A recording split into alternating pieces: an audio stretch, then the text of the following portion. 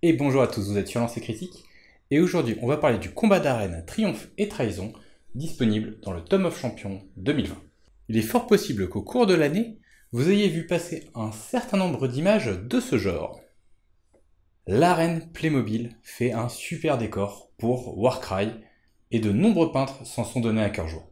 Bien évidemment, l'information n'est pas passée au travers de Games Workshop, qui nous propose à présent un nouveau mode de jeu spécialement dédié au combat d'arène. Pour cela, de quoi avez-vous besoin? Déjà, vous aurez besoin du Tome of Champions 2020 pour avoir les règles. Ensuite, il va vous falloir entre 2 et 5 adversaires pour combattre. Il va vous falloir une board, que ce soit une Warcry ou une autre. Et il va vous falloir chacun une bande en 250 points d'une même faction avec maximum une figurine comprenant la rune leader. Et comment joue-t-on à ce nouveau mode de jeu? Déjà, il vous faut donc votre bande en 250 points.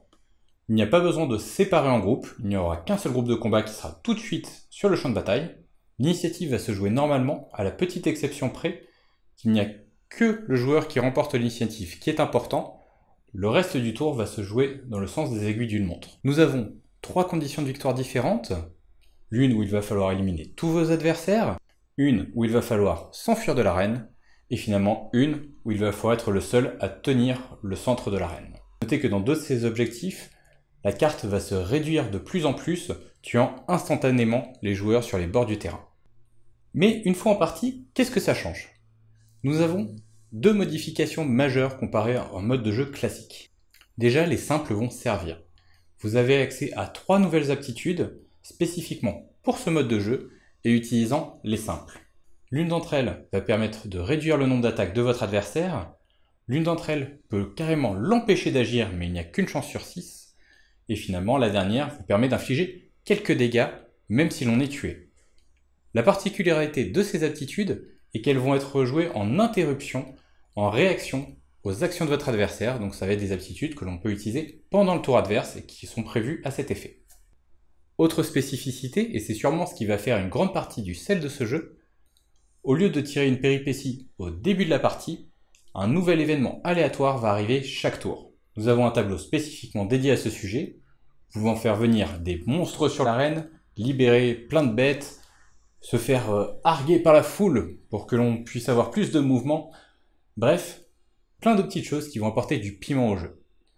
Notez d'ailleurs que les monstres arrivent directement sur les bords du champ de bataille, donc encore une fois, si vous essayez de jouer en retrait, vous serez plus exposé à ce genre de choses. Nous avons un petit encart permettant de jouer ces règles en donjon, mais également au cours d'une campagne, sous la forme d'un mini-tournoi, vous offrant un artefact de puissance à celui qui l'emportera.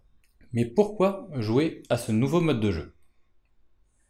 Déjà, il est excellent pour initier des nouveaux joueurs à Warcry, car vous allez pouvoir initier plusieurs joueurs en même temps, les parties sont courtes, il y a moins de figurines à gérer, il n'y a pas besoin de comprendre les groupes de combat, et on met tout de suite le doigt sur les aptitudes, ce qui est important pour une partie de Warcry. C'est également une excellente façon de jouer rapidement en multijoueur. Les règles de Triomphe et Trahison, même si elles sont très bien, peuvent faire des parties plutôt longues, voire un petit peu lourdes pour ceux qui ne savent pas les utiliser, en tout cas pour les premières parties, alors que ces règles sont excessivement simples et vont vous donner des parties courtes. Si vous jouez en groupe, cela peut permettre à des joueurs d'attendre entre deux parties. Au final, j'ai beaucoup aimé le combat d'arène Triomphe et Trahison. Je trouve que c'est un mode de jeu qui est simple, rapide, efficace, donc 100% dans l'esprit Warcry, tout en apportant son petit lot de twists et de nouveautés pour vraiment le rendre différent et à part. Si jamais vous avez envie de voir un rapport de bataille utilisant ces règles, n'hésitez pas à me le dire dans les commentaires. Dans tous les cas, je vous dis à la prochaine. Tout sweet!